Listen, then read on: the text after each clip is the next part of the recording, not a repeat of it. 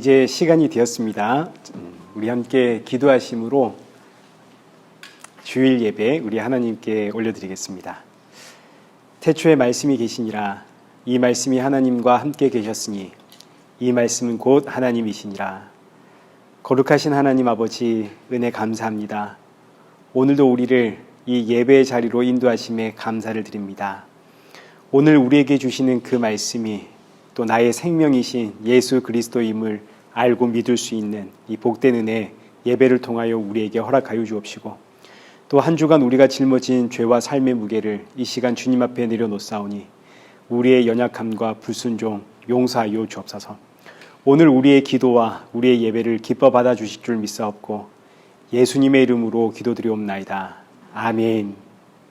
우리 함께 신앙 고백하시겠습니다.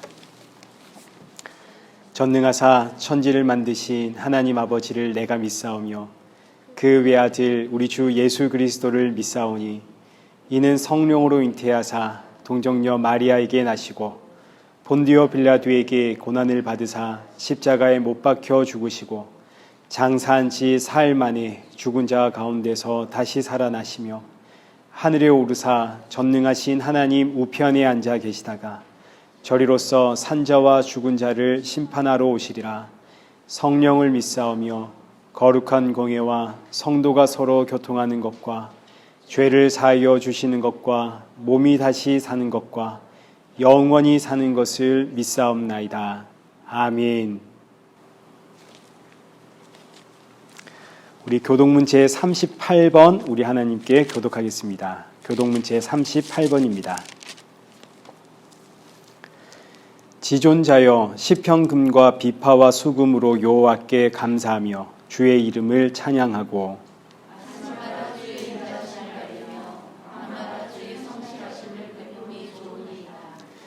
여호와여 주께서 행하신 일로 나를 기쁘게 하셨으니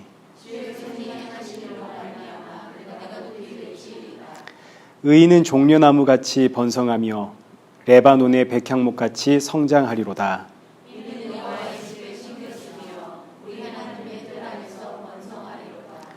그는 늙어도 여전히 결실하며 진액이 풍족하고 빛이 청청하니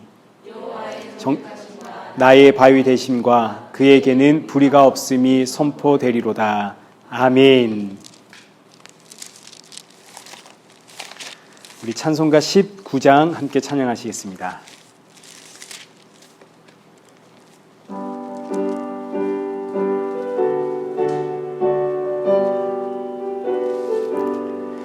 찬송하는 소리 있어 사람 기뻐하도다. 하늘 아버지의 이름 거룩하도다. 세상 사람 찬양하자. 거룩하신 하나님께 할렐루야 할렐루야 할렐루야 아멘. 하나님의 나라 권세 영원토록 있도다. 하나님의 영광 나라 거룩하도다. 하늘 보좌 계신 주님 세상 주관하시도다. 할렐루야 할렐루야 할렐루야 아멘. 하나님의 크신 섭리 그 뜻대로 되도다. 우리 아버지의 뜻은 거룩하도다. 주여 속히 임하셔서 나를 주옵소서. 할렐루야 할렐루야 할렐루야 아멘. 아멘. 우리 성경 봉독하시겠습니다. 우리 오늘 보실 하나님의 말씀은 요한복음 8장 1절에서 11절의 말씀입니다. 요한복음 8장 1절에서 11절. 우리 한 절씩 교독하겠습니다. 예수는 감난산으로 가시니라.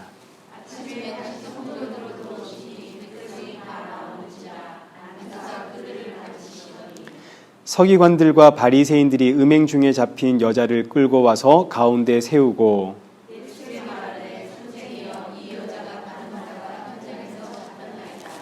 모세는 율법에 이러한 여자를 돌로 치라 명하였거니와 선생은 어떻게 말하겠나이까?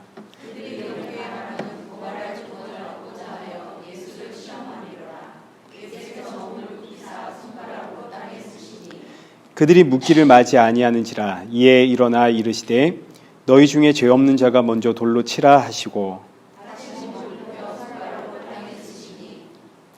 그들이 이 말씀을 듣고 양심의 가책을 느껴 어른으로 시작하여 젊은이까지 하나씩 나가고 오직 예수와 그 가운데 섰는 여자만 남았더라.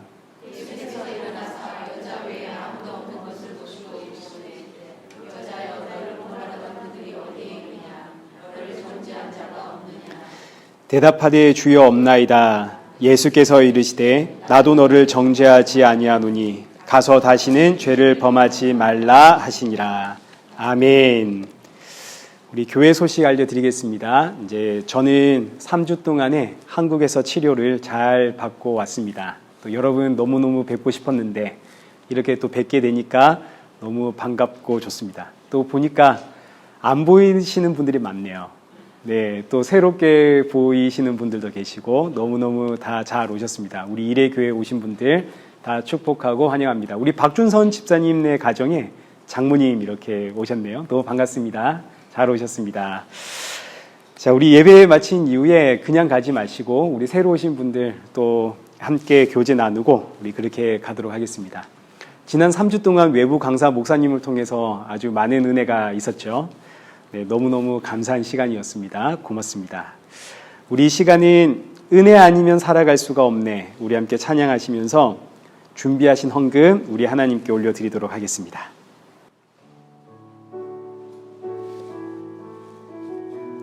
네, 우리 헌금은 네, 제가 지명을 해야겠죠. 그럼 우리 성경희 권사님 우리 헌금 부탁하겠습니다. 은혜 아니면 살아갈 수가 없네. 호흡마저도 주의 것이니 세상 평안과 위로 내게 없어도 예수 오직 예수뿐이네. 크신 계획 볼 수도 없고 작은 고난에 지쳐도 주께 묻기 나의 모든 삶 버티고 견디게 하시네. 은혜 아니면 살아갈 수가 없네.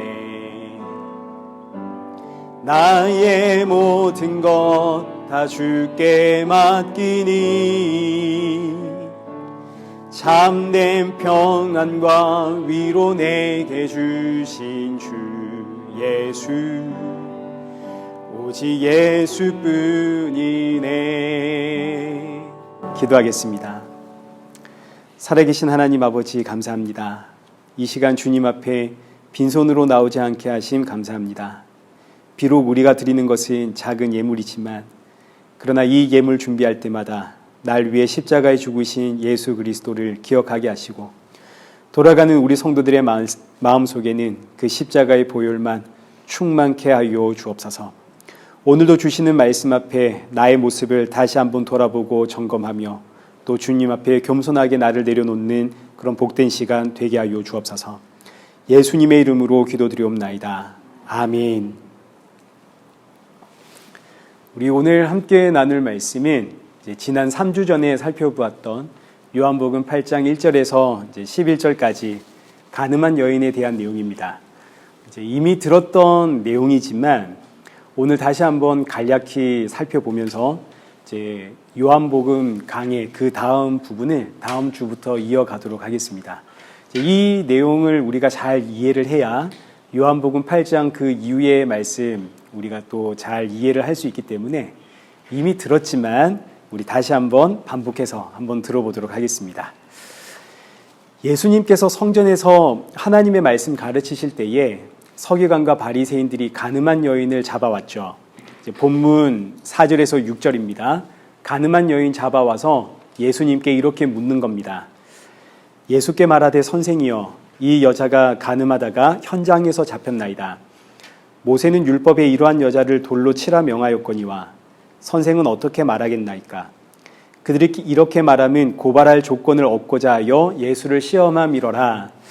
서기관과 바리새인들이 예수님을 고발하고 시험하기 위해서 가늠한 여인을 잡아왔다는 거죠.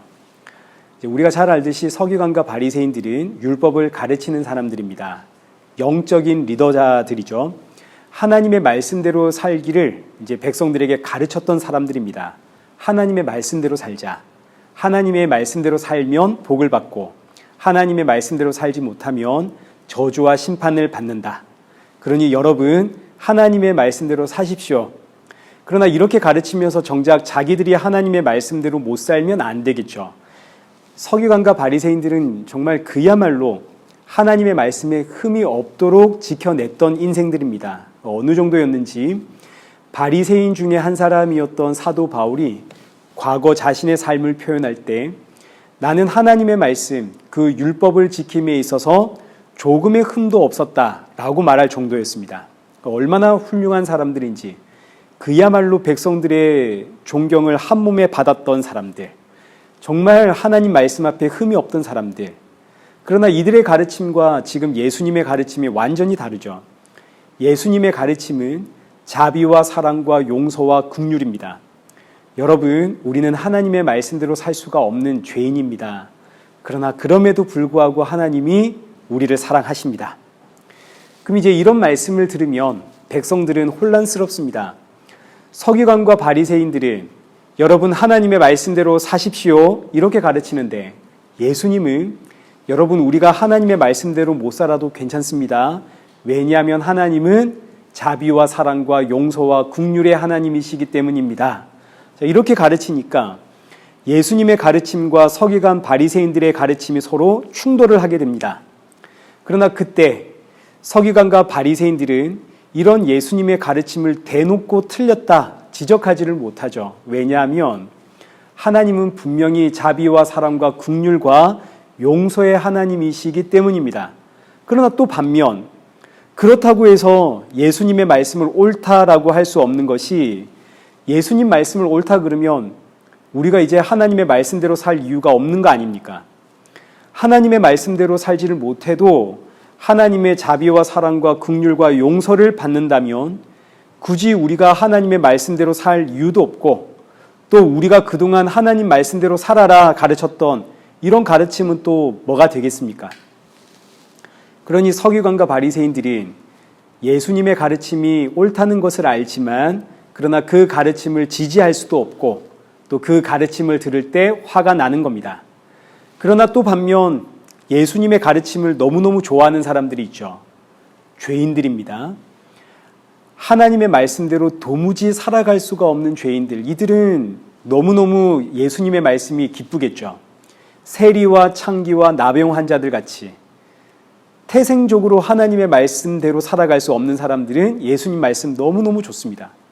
그러나 반면에 하나님의 말씀대로 살기 위해 노력하고 애쓰는 사람들은 너무너무 화가 나겠죠. 그래서 예수님의 말씀이 선포되는 곳에는 분쟁이 있고 갈등이 있고 대립이 있습니다.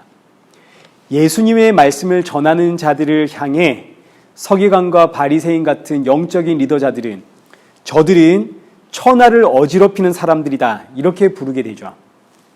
자, 그런데 이 사건은 이 당시만의 문제가 아니라 오늘날 교회 안에서도 여전히 동일하게 일어나고 있는 내용입니다. 여러분, 우리가 하나님의 말씀대로 살아야 됩니까? 하나님 말씀대로 안 살아도 됩니까? 누구에게 물어봐도 당연히 우리 하나님의 말씀대로 살아야 됩니다. 이렇게 이야기할 겁니다. 저도 하나님의 말씀대로 살려고 노력하고 있거든요. 그런데 이 자리에 지금 예수님이 오셔서 여러분, 하나님의 말씀에 매이지 마십시오. 하나님의 말씀, 율법은 죄를 알게 하는 도구에 지나지 않습니다. 말씀대로 살아야 한다는 그 강박을 버리고 죄에서 자유하십시오. 하나님은 자비와 긍휼과 용서와 사랑의 하나님입니다. 자, 이러면 당장 교회 안에서 갈등이 생기고 분쟁이 일어나고 논란이 될 겁니다. 아니, 그러면 말씀대로 안 살아도 된다는 이야기입니까? 그럼 내 맘대로 살아도 되는 겁니까? 이러고 이제 대립이 일어나게 된다고요. 이 사건이 굉장히 중요한 사건입니다. 우리가 가지고 있는 죄에 대한 개념을 완전히 송두리째 바꾸는 내용이기 때문이죠. 자, 그럼 이제 예수님이 말씀하시는 죄의 개념과 서기관과 바리새인들이 말하는 죄의 개념이 어떻게 다른지, 그리고 예수님은 왜 자비와 사랑과 긍휼의 하나님을 가르치는지 우리 그 내용을 우리 한번 이제 생각해 보도록 하겠습니다. 서기관과 바리새인들이 예수님이 사랑과 용서와 자비와 긍휼을 이야기하니까 아무리 사랑과 자비와 긍휼과 용서라고 해도 해결할 수 없는 죄인을 잡아옵니다. 그게 바로 현장에서 붙잡힌 가늠한 사람입니다. 현장에서 붙잡았습니다. 그리고 예수님께 데려와 묻습니다. 이 여인이 가늠한 걸 현장에 잡아왔습니다. 하나님의 말씀 율법에는 이런 여인은 반드시 죽이라 그랬습니다. 당신은 어떻게 이야기하겠습니까? 여기서도 예수님이 사랑과 자비와 긍휼과 용서 이야기하는가 한번 보자, 이런 이야기입니다. 성경에는 용서받지 못할 죄가 있다. 여러분 기억나시죠? 첫째는 몰렉 신에게 자기 자녀를 바치는 사람, 둘째는 접신한 자나 박수 무당을 쫓아가는 사람, 그리고 셋째는 음행한 사람입니다. 이거 전부 똑같은 이야기죠. 첫 번째, 몰렉 신에게 자기 자녀를 바치는 사람. 신에게 자녀를 바치는 이유가 뭔가요? 내 뜻과 내 성공을 위해서, 내가 잘 살기 위해서 내 자녀까지 바치는, 이게 이제 영적인 간음입니다. 간음은 사람과 사람 사이의 관계를 이야기하는 게 아니라 언제나 하나님과 나 사이의 관계를 이야기하는 겁니다. 하나님의 백성이 하나님의 참 신랑이신 하나님께로 나아가야 되는데 하나님의 백성이 세상이라고 하는 몰렉 신에게 자꾸 자기 자녀를 바치는, 이게 이제 영적인 간음이 되는 거죠. 두 번째가 접신한 자와 박수 무당을 쫓아가는 사람. 사람이 무당을 찾아가는 이유는 뭔가요? 이거 역시 나를 위해서입니다. 나를 위해서 신을 찾고 나를 위해서 무당을 찾고 내가 잘 살아보겠다는 이거죠. 이거 역시 영적인 간음. 그러니 이런 사람은 반드시 죽여라. 그리고 마지막 셋째가 음행한 사람. 음행도 역시 자기 자신의 쾌락을 위해서 하는 겁니다. 내 쾌락을 위해서 내 참 신랑이 아닌 다른 신랑을 찾아가는, 이거 역시 간음. 그래서 이런 사람은 반드시 죽여라. 그러니 성경에 절대로 용서받지 못하는 죄는 간음죄입니다. 간음죄. 이건 용서가 안 됩니다. 사랑으로도 덮을 수가 없습니다. 하나님이 친히 간음한 자는 이유 불문하고 죽여라 그랬습니다.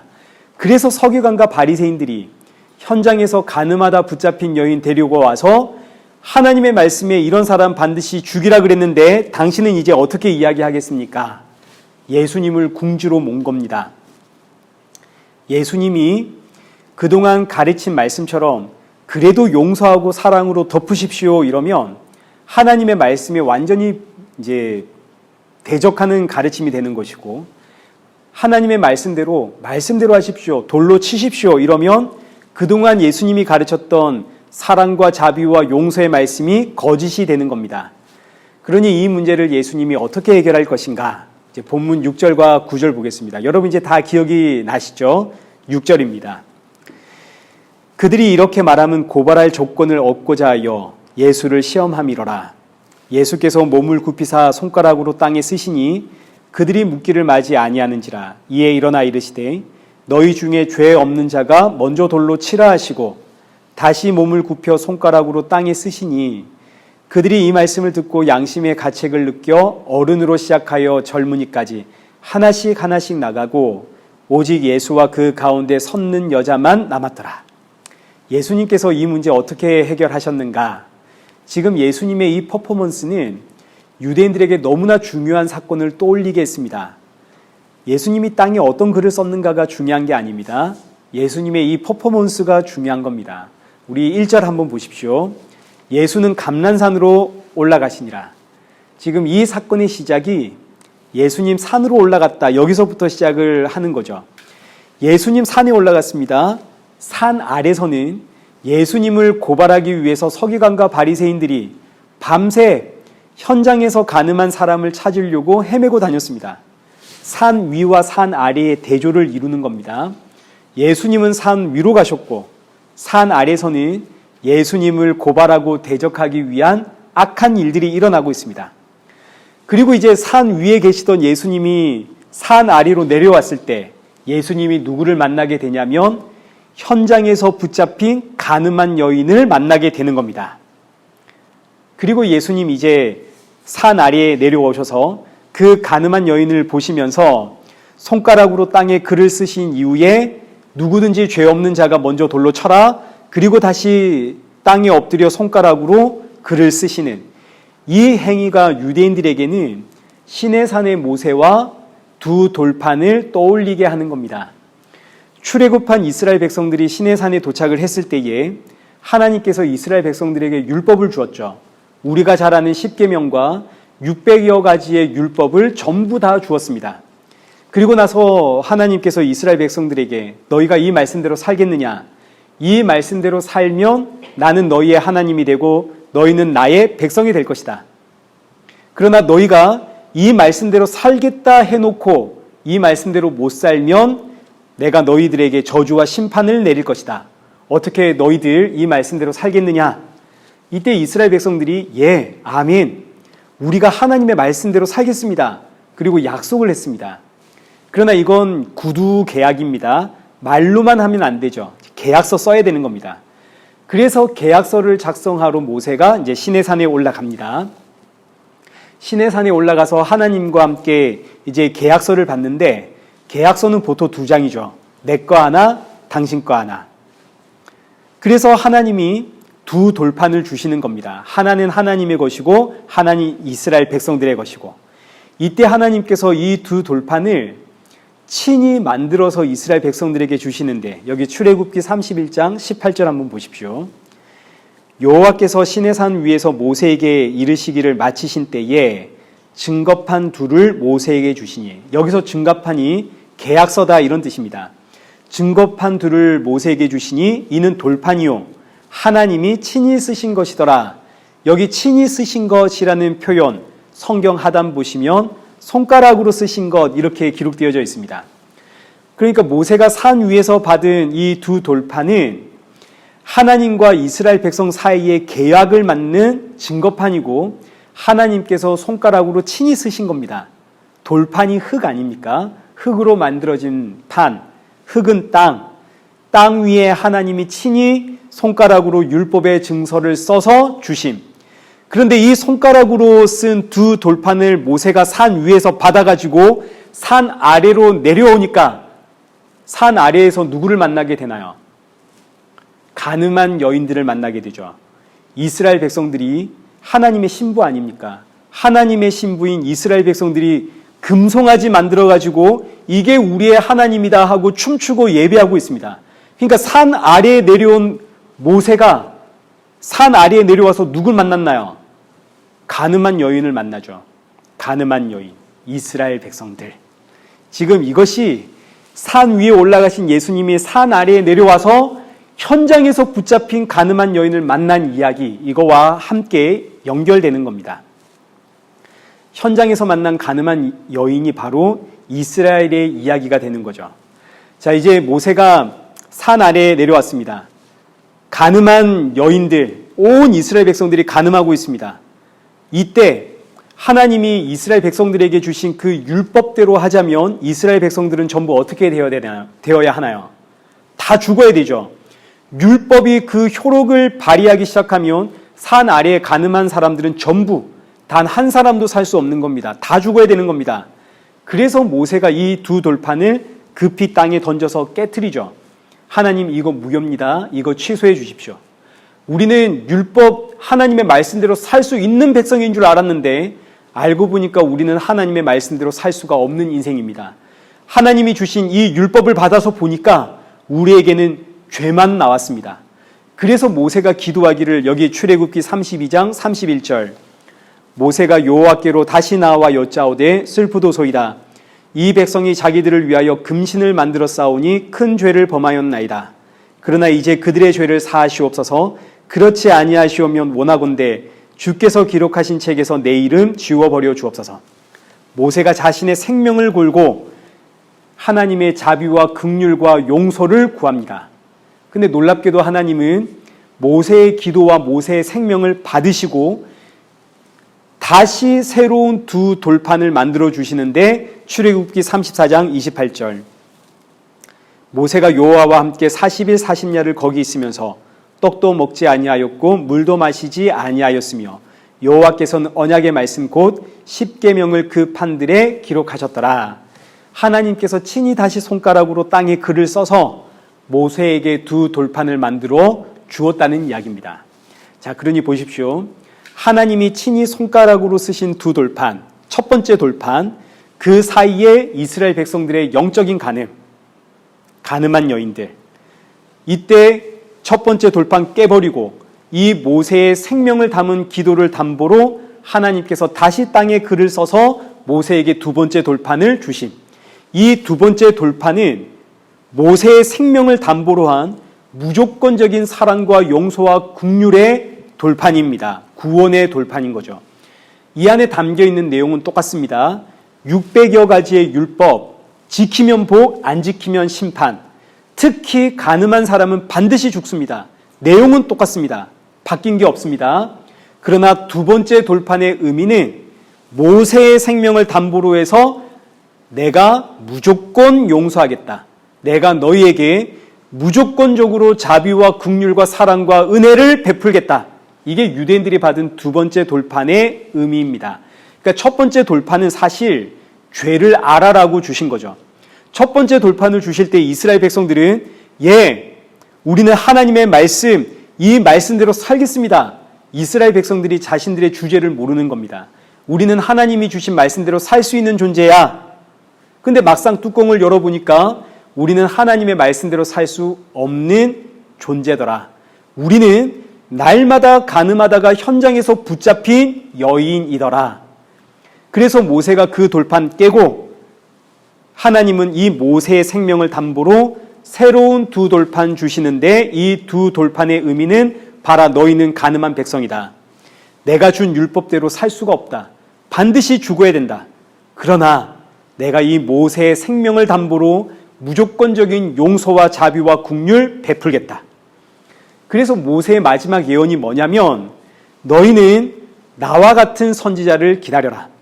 나와 같은 선지자가 올 것이니 너희는 그의 말을 들어라. 모세가 예언한 그 나와 같은 선지자 누군가요? 예수님이죠.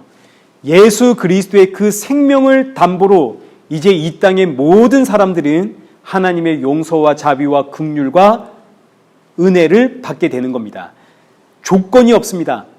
무조건적인 은혜입니다. 예수 그리스도의 생명을 담보로 한. 그래서 우리가 예수님을 믿는 거죠. 율법대로 하자면 우리 전부 다 죽음으로 끝나는 인생들입니다. 죽음 이후에는 영원한 심판이 우리를 기다리고 있습니다. 그러나 예수 그리스도가 오셔서 우리 대신 십자가의 죽으심으로 그의 생명으로 인해 우리는 하나님으로부터 무조건적인 용서와 자비와 긍휼과 사랑을 받는 거죠. 예수님께서 지금 이 시내산의 사건을 이스라엘 백성들에게 보여주는 겁니다. 예수님 이 가늠한 여인 용서해라 이런 말씀하지 않습니다. 감난산에서 내려오신 예수님 현장에서 붙잡힌 가늠한 여인 만났습니다. 땅에다 글을 쓰십니다. 그리고 나서 누구든지 죄 없는 자가 돌로 쳐라. 이 말은 여기 있는 이 법대로 하라는 뜻입니다. 하나님이 주신 그 첫 번째 법대로 해봐라. 그리고 나서 다시 땅에다 글을 쓰죠. 이게 대체 무슨 소리냐? 사람들이 어리둥절합니다. 그러나 이들은 곧 우리가 율법을 어떻게 받았는가를 깨닫게 되었습니다. 우리가 가늠한 사람 아닙니까? 첫 번째 돌판대로 하자면 우리가 전부 돌에 맞아 죽어야 했을 인생입니다. 그러나 모세의 생명을 담보로 받은 두 번째 돌파는 이런 우리를 값없이 용서해 주시는 무조건적인 자비와 사랑을 베푸신 돌판입니다. 근데 이 돌판을 가지고 우리는 지금 손에 돌을 들고 사람을 죽이려고 하는 거죠. 그동안은 이게 지극히 당연하다 여겼는데 땅에다 글을 쓰시고 죄 없는 자가 돌로 쳐라, 법대로 해라, 그리고 또다시 글을 쓰시는 이 예수님의 모습을 통해서 가늠한 여인이 나라는 사실을 깨닫게 되었습니다. 아, 내가 바로 가늠한 여인이구나. 모세의 생명을 담보로 지금 내가 용서와 자비와 긍휼과 사랑을 받고 있구나. 근데 나는 이 귀한 생명의 법을 가지고 사람을 죽이려고 하는구나. 그래서 오늘 본문 9절 보시면 양심의 가책을 느껴서 어른부터 시작해서 젊은이까지 하나씩 나갑니다. 이 순서가 굉장히 중요한 거죠. 예수님의 이 모습을 모두가 다 깨달은 게 아닙니다. 어른 한 사람 누군가가 먼저 깨달았습니다. 돌을 내려놓고 나가는 거죠. 옆 사람이 묻습니다. 아니 어르신 왜 나갑니까? 내가 가늠한 사람 아닙니까? 법대로 하자면 나 역시 죽을 인생입니다. 나는 저 여인에게 돌을 던질 수가 없습니다. 그리고 나가니 옆에서 그 말을 들은 사람이 양심의 가책을 느껴 나가고 또 나가니 옆 사람이 왜 나갑니까? 이 깨달음이 전달되어서 어른부터 시작해서 젊은이까지 살기가 등등하여 이 여인에게 돌을 든 사람들이 전부 돌 내려놓고 나가더라. 여기에는 놀랍게도 서기관과 바리새인들 다 포함되는 겁니다. 서기관과 바리새인들이 지금 가늠한 여인 잡아온 거 아닙니까?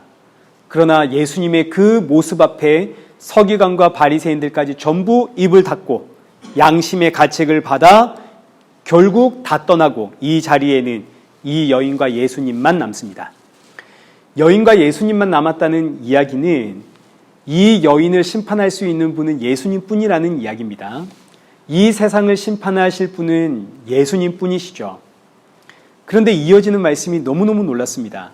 예수님도 이 여인을 심판하거나 정죄하지를 않습니다. 10절입니다. 예수께서 일어나사 여자 외에 아무도 없는 것을 보시고 이르시되 여자여 너를 고발하던 그들이 어디 있느냐? 너를 정죄한 자가 없느냐? 대답하되 주여 없나이다. 예수께서 이르시되 나도 너를 정죄하지 아니하노니 가서 다시는 죄를 범하지 말라 하시니라. 예수께서 이 가늠한 여인에게 나도 너를 정죄하지 않으니 가서 다시는 죄를 짓지 마라. 가서 다시는 죄 짓지 마라. 이 말씀이 어려운 겁니다. 왜냐하면 언제는 예수님 믿으면 하나님이 무조건적으로 다 용서해 주신다면서요.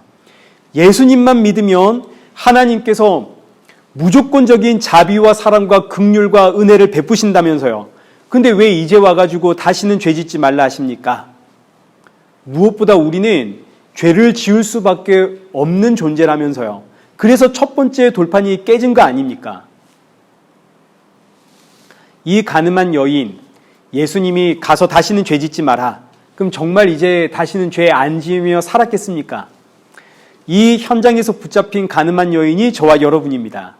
우리는 날마다 죄를 짓고 살죠. 날마다 하나님 앞에 현장에서 붙잡힌 여인입니다. 아무리 우리가 예수님 믿는다고 해도 우리는 여전히 세상 사랑하고 있고 사람을 사랑하고 있고 그리고 돈을 사랑하고 있습니다. 세상에서 성공해서 잘 살고 싶죠. 사실 우리는 예수님 믿었어도 변한 게 별로 없습니다. 우리는 여전히 가늠한 여인입니다. 그래서 이 말씀이 우리를 혼란스럽게 하는 겁니다. 그러니 우리는 성경이 말하는 죄가 뭔지를 알아야 됩니다. 죄에는 크게 두 가지가 있죠. 원죄와 자범죄. 여러분 기억나실 겁니다. 원죄는 단순히 아담이 선악과 먹은 것을 의미하는 것이 아니라 아담이 선악과를 먹었습니다. 그 결과 하나님과 아담의 사이가 끊어졌죠. 이제 사람은 하나님이 누군지를 모릅니다. 이게 바로 원죄입니다. 아담 이후로 하나님으로부터 끊어진 채 태어나 하나님을 모르고 삽니다. 이게 죄입니다. 원죄. 이 세상 사람들을 보십시오. 아무도 하나님을 모릅니다. 우리도 보십시오. 우리도 모태신앙이 아닌 이상 태어났을 때 그리고 지금까지 하나님이 누군지를 모르고 살아갑니다. 이게 바로 원죄입니다. 자범죄는 뭐냐면 하나님을 모르니까 우리의 삶의 기준이 하나님이 아니라 선악과가 되어버렸습니다. 선악과를 먹고 이젠 내 마음에 좋은 대로 살아갑니다. 선과 악을 내가 정하고 내 소견 혹은 우리 소견에 옳은 대로 살아가는 게 바로 자범죄입니다. 그러니까 성경이 말하는 죄는 윤리 도덕적 차원의 죄가 아닙니다. 우리가 속한 공동체가 정한 이 법을 따라 옳다 여기는 대로 살아가는 이게 전부 죄가 되는 겁니다. 세상에서는 이게 죄가 아니죠. 우리가 정한 그 법을 따라 사는데 이게 왜 죄가 됩니까? 세상 사람들은 이게 죄가 아닙니다. 우리가 정한 법을 어기는 게 죄가 되는 겁니다. 그러나 성경이 말하는 죄는 그런 게 아닙니다. 우리가 법을 정해서 이 법대로 살아가는 이게 전부 다 죄입니다. 그래서 성경이 말하는 죄란 뭐냐면 하나님과의 관계입니다. 하나님과의 관계가 끊어져서 하나님을 모르고 살아가는 게 원죄고, 하나님을 몰라서 그저 우리의 뜻대로 우리가 선과 악을 판단하며 살아가는 것이 자범죄입니다. 자, 그러면 하나님과의 관계가 회복되면 원죄니 자범죄니 하는 게 있나요, 없나요? 없죠. 하나님과의 관계가 회복되면 내가 하나님을 아니까 원죄도 없고, 이제는 선악과가 아니라 하나님을 기준으로 살아가니까 자범죄도 없는 겁니다. 여러분, 이 말씀이 성도에게는 자유를 주는 겁니다. 요한복음 8장 32절에 진리를 알지니 진리가 너희를 자유롭게 하리라. 진리를 아니까 죄에서 자유가 있습니다. 진리가 뭔가요? 하나님과의 관계가 회복되면 죄가 없다. 이게 진리입니다. 죄에서의 자유, 얼마나 감사한지. 여러분, 죄가 없으면 심판도 없습니다. 죄가 없으면 더 이상 죽음이 두렵지도 않습니다. 얼마나 귀한 말씀인지. 그럼 이제 하나님과의 관계가 회복되어야겠죠. 하나님과의 관계는 그럼 어떻게 회복할 수 있습니까? 여러분, 이건 내가 해결할 수 있는 게 아닙니다. 하나님이 나를 찾아와야 되는 겁니다. 하나님이 나를 찾아오셔서 하나님과 나와의 끊어진 관계를 친히 해결하셔야 되는 건데, 이제 이때 어떻게 해결하시냐면, 첫째, 원죄. 원죄는 하나님께서 아담에게 선악과 먹지 마라. 먹으면 반드시 죽으리라. 여기서 죽음이 하나님과의 관계가 깨지는 것을 뜻하는 겁니다. 근데 아담이 선악과 먹죠. 그 결과 하나님과의 관계가 깨졌습니다. 이거 달리 말하면 아담은 선악과 먹고 이제 반드시 죽어야 되는 겁니다. 이때 하나님께서 선악과 먹은 아담과의 관계를 회복시키려면 아담 대신 죄 없는 누군가가 죽어야 되는 겁니다. 그래서 하나님이 친히 사람으로 아담으로 이 땅에 오셔서 아담 대신 두 번째 아담으로 오셔서 십자가의 죽으심으로 이 문제를 해결했습니다. 그래서 십자가는 하나님과 나 사이의 관계, 원죄를 해결하는 유일한 방법이 되는 겁니다. 이제 두 번째, 자범죄. 자범죄는 이제는 선악과를 기준으로 삼아서 선과 악을 우리가 정해서 우리가 구별해서 살아가는 이 모든 것이 다 자범죄입니다. 이 문제를 해결하기 위해서 참 하나님이신 예수님께서 십자가 위에서 피를 흘리시는 겁니다. 여기서 피를 흘렸다는 사실이 굉장히 중요합니다. 예수님의 십자가는 사람의 죄, 이 자범죄가 얼마나 끈질긴가를 보여주는 사건입니다. 예수님 십자가에 죽었어도 사람의 자범죄는 해결되지가 않습니다. 이 자범죄는 얼마나 끈질긴지 예수님 십자가에 죽으셨음에도 불구하고 내 안에서 살아 움직이는 게 자범죄입니다. 그래서 자꾸 윤리 도덕을 이야기하게 되는 겁니다. 여러분, 이건 우리가 부활의 새로운 몸을 입지 않는 이상 해결되지 않습니다. 그래서 십자가에서 예수님이 피를 흘리시는 겁니다. 내 안에 흐르는 그 모든 죄와 이 모든 욕심과 탐심, 그리고 윤리 도덕적인 이 모든 것들을 예수님이 피로 덮어버리는 거죠. 이게 바로 우리가 그동안 살펴보았던 언약궤의 이야기입니다. 여러분, 언약궤 안에 뭐가 담겨 있는지 이제 다 아시죠? 언약궤 안에는 모세의 두 돌판이 담겨 있습니다. 이 돌판이 가지는 상징은 이스라엘의 불순종, 영적인 간음을 상징하는 거죠. 너희가 왜 돌판을 새롭게 다시 받아야 했는지를 알아라. 너희는 말씀대로 살 수가 없는 존재다. 이게 이제 두 돌판. 또 하나는 만나가 담긴 항아리. 하나님께서 만나 주실 때 하루치만 거두어라 그랬더니 어떻게 했나요? 하루치가 뭔가요? 이틀치, 3일치 그냥 양껏 담았습니다. 그러나 다음날 다 썩어버렸죠. 6일째는 이틀치를 거두어라 그랬습니다. 안식일에는 만나가 없으니까 6일째는 이틀치를 거두어라. 근데 사람들이 이틀치 거두면 썩는다는 걸 배웠습니다. 그래서 하루치만 거뒀습니다. 안식일 날 만나 거두러 나갔더니 만나가 없죠. 사람들이 전부 쫄쫄 굶습니다. 그러니까 이 만나가 언약궤 안에 담긴 상징은 봐라 너희가 얼마나 하나님의 말씀 앞에 불순종하며 살아가는 인생인가를, 너희는 그저 너희의 생각과 상식과 판단에서 떠나지 못하는 인생이다. 그리고 마지막이 아론의 쌍난 지팡이입니다. 고라와 당, 아비람과 온이 온 이스라엘을 대표해서 모세와 아론을 대적합니다. 대적하는 이유는 왜 너희만 지도자의 자리에 서 있냐 이거죠. 공평하게 하자. 하나님은 우리에게도 말씀하시고 하나님은 우리와도 함께 하는데 왜 너희만 그 자리에 서 있는가? 하나님의 말씀을 가지고 와서 모세와 아론을 대적합니다. 이때 하나님께서 각 지파별로 대표가 지팡이를 가지고 나와라. 여기서 지팡이는 죽은 나무, 살아있는 나무로는 지팡이 만들 수 없죠. 죽은 나무로만 지팡이를 만드는데 이 당시 이스라엘은 무기가 지팡이입니다. 사람과 싸우는, 사람을 패는 유일한 무기가 지팡이입니다. 각 지파별로 지팡이 가지고 나와라. 지팡이를 가지고 나오자 아론의 지팡이에만 싹이 나고 꽃이 피고 열매가 맺힙니다. 이 싹난 지팡이 언약궤 안에 넣어라. 이건 무슨 이야기냐면 사람은 전부 죽은 나무라는 뜻입니다. 죽은 나무이기 때문에 사람은 그저 팰 줄밖에 모릅니다. 하나님께서 하나님의 말씀을 주면 하나님의 말씀이라고 하면서 사람을 패고, 율법을 주면 율법으로 사람을 패고, 기도해라, 기도를 주면 기도로 사람을 패고, 하나님이 은혜를 주면 은혜로 사람을 패고, 하나님께서 아무것도 안 주면 아무것도 안 줬으니 그걸로 사람을 패고, 세상 사람들은 하나님을 모르죠. 그러니 자기의 생각으로 사람을 패고, 여기서 열매로 알리라 라는 말씀이 나오는 겁니다. 열매로 알리라. 죽은 열매는 그 어떤 귀한 걸 받아도 그걸로 사람을 팹니다. 은혜를 받아도, 말씀을 받아도, 예언을 받아도, 뭘 받아도 그걸로 가지고 사람을 패죠. 그러나 반대로 살아있는 나무는 꽃이 피고 열매를 맺는데 거기엔 하나님의 사랑과 자비와 긍휼이 나옵니다. 자, 그러니 보십시오. 언약궤 안에는 사람의 온갖 더러움과 악함이 가득합니다. 그런데 이 언약궤 안에는 사람의 죄가 가득한 거죠.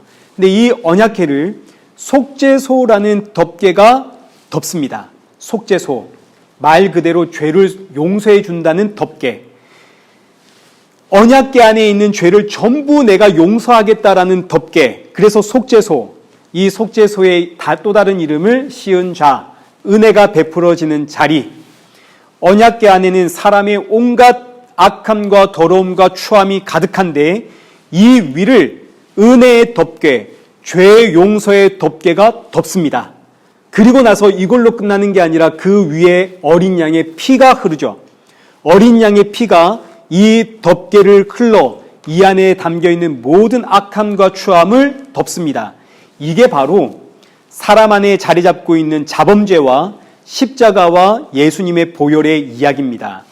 씌은 자 속죄소는 예수님의 십자가를 이야기하는 것이고 그 위에 흐르는 어린 양의 피는 예수님의 보혈을 의미하는 거죠. 그리고 언약궤는 저와 여러분을 뜻하는 겁니다. 우리 안에는 하나님의 말씀에 불순종하는 죄가 가득합니다. 우리 안에는 세상 사랑함이 가득하고 돈을 사랑하고 사람 사랑하는 온갖 간음이 우리 안에는 가득합니다. 근데 이런 우리를 십자가라는 뚜껑이 덮고, 근데 이걸로 끝나지가 않습니다. 이걸로는 안 됩니다. 예수님의 보혈이 흐릅니다. 그 보혈이 나의 머리부터 발끝까지 나를 흐르고 감싸고 있기 때문에 하나님은 이런 나를 보시며 죄인이라 칭해 주시는 겁니다. 이런 나를 보시며 아무 조건 없이 이유 없이 무조건적인 사랑과 자비와 긍휼과 용서를 베푸는 거죠. 여기서 우리는 가서 다시는 죄짓지 말라는 의미를 이해하게 되는 겁니다. 성경이 말하고 예수님이 가르치시는 죄의 이야기는 윤리 도덕적인 것이 아닙니다. 더 이상 우리 안에서 터져나오는 욕망과 욕심, 탐심, 비윤리적이고 비도덕적인 이런 것들은 더 이상 죄가 안 됩니다. 왜냐하면 이건 지금 예수님의 십자가가 덮고 예수님의 피가 흐르고 있기 때문에, 예수님이 나를 찾아와서 내 머리 위에 십자가를 세웠고 그 십자가에서부터 흐르는 피가 나를 지금 덮고 있기 때문에 우리에게는 더 이상 세상이 말하는 죄는 소용이 없습니다. 아무 의미가 없습니다. 우리는 그야말로 죄에서 자유한 인생입니다. 그럼 죄는 뭡니까? 이제 성도에게 죄란 내 안에 있는 욕망과 탐심, 이로 인해 터져나오는 비윤리적이고 비상식적이고 비도덕적인 문제들, 그러나 이 모든 것을 덮고 있는 예수 그리스도의 보혈, 이 예수 그리스도의 보혈이 보이지 않으면 이젠 이게 죄가 되는 겁니다. 그래서 요한복음 16장 8절에 죄에 대한 새로운 개념을 우리에게 가르치시죠. 그가 와서 죄에 대하여 의에 대하여 심판에 대하여 세상을 책망하시리라. 죄에 대하여라 함은 그들이 나를 믿지 아니하며. 죄가 뭐냐면 성도에게 죄란 예수 그리스도를 믿지 않고 사는 게 죄입니다. 이런 너와 나를 그 피로 덮고 계시는 예수 그리스도가 우리 눈에 보이지 않으면 이제 이게 죄가 된다고요. 돌아서면 죄를 짓고 돌아서면 죄를 짓는 이런 모습은 더 이상 성도에게는 아무런 문제가 되지 않는 겁니다. 왜냐하면 이건 예수님의 십자가와 보혈이 덮고 있기 때문에. 그런데 이런 나를 덮고 있는, 그리고 이런 너를 덮고 있는 그 예수 그리스도의 십자가와 보혈이 보이지 않으면 그 사람은 금세 죽은 나무가 되어서 하나님의 말씀, 신앙, 믿음이라고 하는 이름으로 자꾸 사람을 패게 되는 겁니다.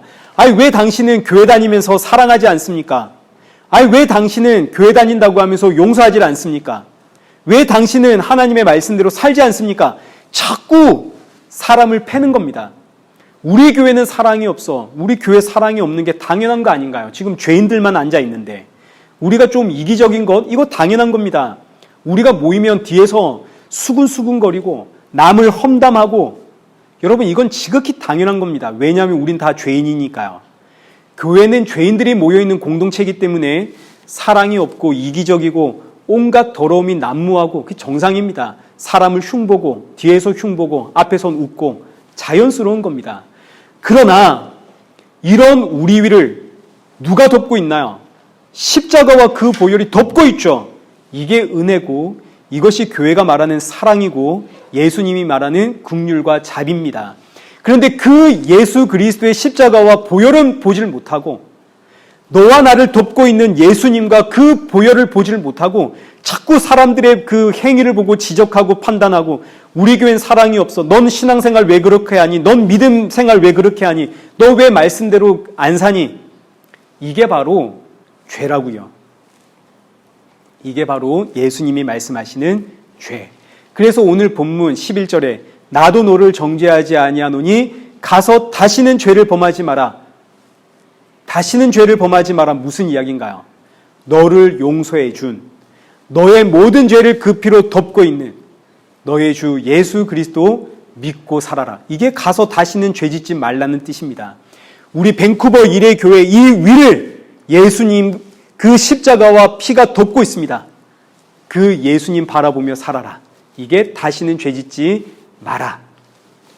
예수님 보이지 않으면 성도는 당장 죽은 나무가 되는 겁니다. 그럼 그때부터는 교회 안에서 사람을 팹니다. 그래서 예수님 이 땅에 오셔서 내가 열매로 알겠다. 오늘 저와 여러분 어떤 열매를 맺고 있는가 한번 보셔야 됩니다. 혹 너와 나를 덮고 있는 예수님의 십자가 보이지 않아서 사람을 패고 있는 건 아닌가 우리 돌아봐야 된다고요. 이 땅에서 먹고 마시는 모든 문제는 전부 세상 죄와 연결되어 있습니다. 예수 그리스도라는 그 생명의 빛이 임하기 전에는 우리는 이 사실을 몰랐습니다. 먹고 마시는 문제가 왜 전부 죄냐? 우린 이해할 수가 없었죠. 그런데 생명의 빛이 임하니 그걸 알게 되었습니다. 이젠 내가 어디에 누워있고 내가 지금 뭘 먹고 있는지 이제는 압니다. 눈이 밝아졌거든요. 눈이 밝아져 보니까 세상에 나는 지금 너무너무 더럽고 역한 돼지 우리 안에 있고 그동안 내가 맛있다 먹었던 음식은 전부 개, 돼지가 토한 음식입니다. 그러나 너무너무 안타깝게도 눈이 밝아져서 지금 내가 뭘 먹고 있는지, 내가 어디에 누워 있고 있는지 지금 이거 알게 되었지만, 그러나 나는 세상에 이 더러운 거, 역한 거, 이거 또다시 먹어야 되고 너무 더러운 이 자리 또다시 누워야 됩니다. 왜요? 이것 말고는 먹을 게 없거든요. 여기 외에는 내가 누울 곳이 없습니다. 이게 바로 우리의 자범죄입니다. 이 육신이 부활의 몸을 입고 천국에 가지 않는 이상 사라지지 않습니다. 지었던 죄, 이거 내가 너무너무 미워하고 혐오하면서도 돌아서면 또다시 짓습니다. 이 세상이 정한 법 안에서 내가 살아갈 수밖에 없습니다. 이것이 이 세상 살아가는 성도의 모습입니다. 그래서 성도는 예수님, 저에게는, 우리에게는 정말 답이 없습니다. 그러나 이런 나를 예수님의 피가 덮고 있기에 제가 소망을 가지며 삽니다. 바로 이것이 마라나타의 신앙, 죄에서의 자유, 생명의 빛을 얻어 의의 종이 된 다시는 죄짓지 않는 성도의 신앙입니다. 자, 그러니 이제 예수님의 용서를 받은 이 가늠한 여인, 세상으로 돌아가면 뭐하고 살겠습니까? 이 여인 진짜로 죄 안 지으며 살겠습니까? 그렇지 않겠죠. 죄는 계속 터져 나오는 겁니다. 그러나 이런 나를 덮고 계시는 예수 그리스도와 그의 보혈, 이런 나를 용서하신 예수 그리스도, 그 예수님 자랑하며 증거하며 살지 않겠습니까? 그래서 사도 바울이 어디를 가나 나는 예수 그리스도와 그가 달리신 십자가 외에는 아무것도 알지 아니하기로 작정하였노라. 이 신앙의 고백이 바로 죄짓지 않는, 다시는 죄짓지 않는 성도의 삶. 이거 이제 한마디로 말하면 예수님의 증인으로 사는 삶. 내가 어떤 직장에 있고 어떤 길을 가고 어떤 선택을 하고 이건 전혀 중요하지 않습니다. 우린 뭘 하든 이 땅에서 죄에서 벗어나지를 못합니다. 그러나 내가 어디에 서 있든 이런 날 구원하신 예수님의 증인으로 서 있는, 날 구원하신 예수님을 증거하는, 이것이 바로 다시는 죄짓지 않는 성도의 삶입니다. 사랑하는 성도 여러분, 주님께서 우리를 부르시는 그날까지 다시는 죄짓지 마십시오. 이 악한 세상 속에서 날 구원하신 예수 그리스도만 바라보시고 그 예수 그리스도의 보혈만 증거하는 저와 여러분 되시기를 축원합니다. 우리 시간 함께 찬양하겠습니다. 우물가의 여인처럼 우리 함께 찬양하시고 기도의 자리로 나가겠습니다.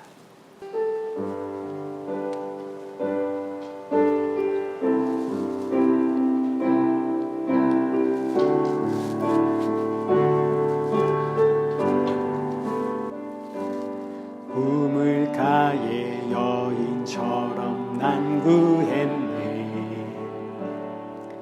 헛되고 헛된 것들이 그때 주님 하신 말씀 내 샘에와 생수. 2절 찬양하겠습니다. 많고 많은 사람들이 찾았었네. 헛되고 헛된 것들이 주 안에 감추인 몸에 세상 것과 난 3절 하겠습니다. 내 친구여 거기서 돌아오라. 내 친구여 거기서 돌아오라. 주의 넓은 품으로 우리 주님 너를 반겨 그 넓은 품에 안아주시리. 오 주님 채우소서. 나의 잔을 높이 듭니다. 하늘 양식 내게 채워주소서. 넘치도록 채워주소서. 우리 시간 우리 함께 기도하실 때 우리 찬양의 가사처럼 내 안에 하늘 양식이신 예수 그리스도가 넘치도록 채워주옵소서.